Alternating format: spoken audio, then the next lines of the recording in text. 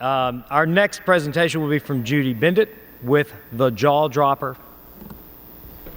Well, thank you. Wow, that took not much time to put my slides up because I wanted to ask everybody to just take a big stretch because this is hard sitting here all this time, especially when we're dealing with a mouse in the room. So I empathize with you. I feel better up here on the stage though, so that I don't have to work. No. Anyway, my name is Judy Bendit. I'm a dental hygienist. I'm a national speaker. I travel around the world doing educational programs. I come to the Hinman quite often. I'll actually be here next year doing a lot of programs. And I want to start off by saying that I was actually born and raised in a dental office. And let's see if I can get these slides to work. Oh, I'm sorry. There we go. There we go. I'm sorry. So I was born and raised in a dental office, and my claim to fame is that I actually invented sit-down dentistry. So for those of you who started in the 70s and 80s sitting down, I actually started in 1962. And I literally have been raised in a dental office, and I've seen so many products out there. But today, I want to introduce you to your new best friend. And this is called the JawDropper. And it's really an exciting new product. And the reason I love it so much is because most of us spend all day long saying to our patients, open up. You know, Mrs. Jones, please open up. I need your help. Please open up a little bit wider for me. And this is what you get, right? When what you really wanted was that. So all day long we do this. So about 2 years ago, there's a Dr. Dick Fulton, who is a physician. And Dr. Fulton is an inventor. He's come up with all kinds of neat ideas. And he was sitting in an office as a patient, and he was struggling. And what he was finding was that because of all of his TMJ issues, what was happening was that it was getting harder and harder for him to open his mouth. Every time the doctor would stop, the next time he'd open his mouth up, and it would get harder to open up as wide, and his muscles would actually go into spasm. So when you think about this concept of being able to open our mouth a little wider, it's kind of like when we exercise. If we don't stretch, our muscles go into spasm. So we have an opportunity now to have a new product that can really change what we're doing here. And the other thing about it that really excites me is that, and some of you might look at me and you say, well, I'm not sure if I'm comfortable with this, but the concept behind the JawDropper, and I'm going to show you some videos in a minute, is that we get the patient involved a little bit. And some of you say, nah, I don't want my patients involved. Well, when we sit our patients back, and they don't want to sit back far enough, they say, no, no, no, stop, that's too far, because they want some control. So if we can come up with a way to control what's going on in a way that helps us rather than hurts us, we've gotten through one of our obstacles. Patients also have a lot of fear and anxiety. So if we can get them to help us so that they're not hurting as much, they're more apt to come back to see us more often as well. So basically what this device does is it's held by the patient. It evacuates everything really well. It evacuates your debris and your fluids and all of that, particularly with your ultrasonics and some of the other high-speed drills and things that we're using. And what it really does is it helps create a wider, longer opening of the patient's mouth, and they're a lot more comfortable in the process of doing that. So the science behind it is that, like I said before, if we can stretch the muscle rather than strain the muscle. Now think about this. How many of you use bite blocks in your office? When you put that bite block in, the patient bites down, they actually start to clench. And the process of clenching actually causes the the masseter muscle to go into spasm. So let's watch this quick video so that I can explain that process to you. This animation will describe and illustrate the anatomical reasons as to how the JawDropper will ultimately relax the jaw muscles, keeping a patient's mouth open wider, longer, and more comfortably during a dental procedure.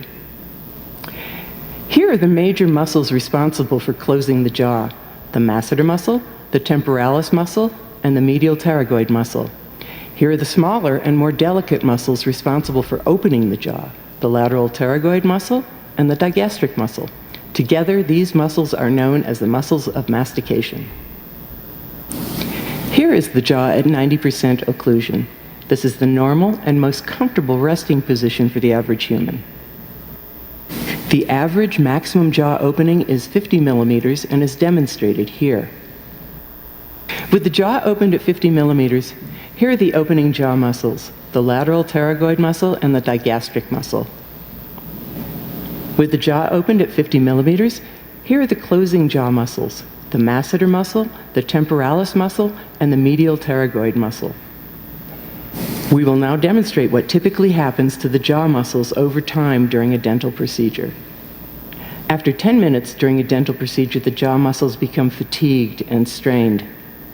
As the mouth now starts to fatigue and close, the dental professional will ask the patient to rest and close the mouth to then open again. The mouth will now only open back up approximately 45 millimeters versus the starting position of 50 millimeters. Over time, the jaw muscles are becoming more and more fatigued and strained.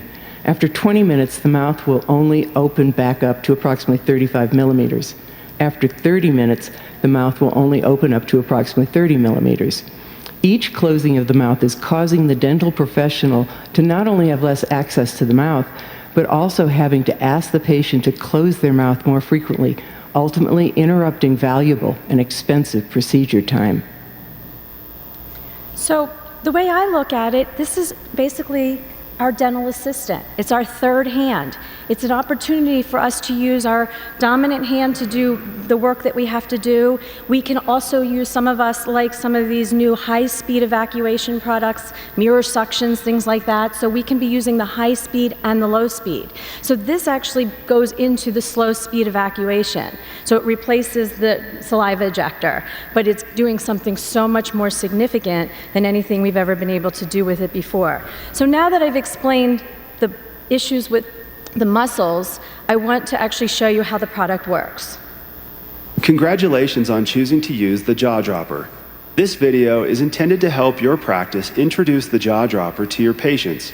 By explaining what the JawDropper is and its benefits, you will increase your patient's awareness for why you've chosen to use this new device. First, introduce the JawDropper to your patient by showing them the device and explaining that the JawDropper will help keep their mouth open wider, longer, and more comfortably. Held by the patient, the JawDropper seamlessly attaches to suction, comfortably evacuating fluids. Next, point out that the tip of the device will simply hook over their lower front teeth and that they will 1. Place their thumb through the hook, 2. Place their other hand on top of the hand holding the JawDropper, and finally, with their hands resting on their chest, have the patient apply a gentle downward pull to achieve a comfortable stretch of the jaw muscles. Now, some of you might actually want to try this if you're interested. If you take your finger, and some of you might not want to put your finger in your mouth, but if you actually hook your finger over the incisal edge and you bring your head back and bring your mandible forward, watch what happens. You have a very nice, comfortable opening of the mouth. So besides doing that and having the ability to suction, it truly becomes, it has revolutionized what I'm doing. And there is a learning curve, I have to be honest with you. You know, the first time I used it, it was a little, different from what I was using before. So sometimes you move it from side to side. It's very flexible, so you can take the rubber hosing, which has the holes in it, and take that from side to side. But it really does a fabulous job of helping to accomplish what we're trying to do and not have to sit there and say to our patients all day long, can you open, can you open, can you open? So I need for everybody to take a little time to try it. Their surveys have been done. It's been out for about 8 months now. And interestingly enough, everybody that tries it absolutely loves it. They say that it's easy to place in the mouth, that it really does evacuate everything. They've said that it stays in place the way it's supposed to. From a patient perspective, they really love it because I talk to clinicians, I talk to patients all the time. I mean, how many of you've been patients in an office? It's hard to keep our mouth open for an hour and a half for some procedures. So this really does make it more comfortable and makes a whole lot of sense. So the patients really love it as well. You can get it at the booth, which is $446, and I'll put that slide up in a second. But the neat thing about it is you can buy 10 of them, you can buy 20, 30, 40, buy about a month's worth and really try it. Let all the clinicians in your office try it, and you will be amazed at how much easier it is and how much more comfortable it is for a patient and freeing your hand up to do a lot of the things that you want to do. So it's 446 is the booth. And if you wanted to go online, it's a 20% discount, but if you actually go to the booth, you get them for 50% off. So it's a much better thing, and you should definitely go down and take a look at it. So my final slide here is very apropos for what's going on in the room here, but I didn't know it ahead of time. But anyway, I want to thank all of you for your time and attention. Please go down and take a look at the product, the JawDropper, at booth 446. Thank you so much.